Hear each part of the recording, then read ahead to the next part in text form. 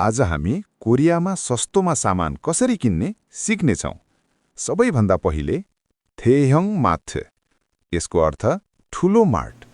कोरियामा मार्टमा यस्तो अफर हुन्छ: 1+1, 2+1, छुमाल थिक्का, यसको अर्थ एउटा किन्दा अर्को फ्री वा सस्तोमा पाइन्छ।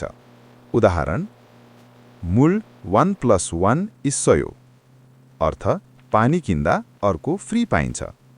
अब अर्को तरिका, अनलाइन शपिङ मल। यहाँ हारिन खुप्फोन इस्सयो, अर्थ डिस्काउन्ट कुपन पाइन्छ।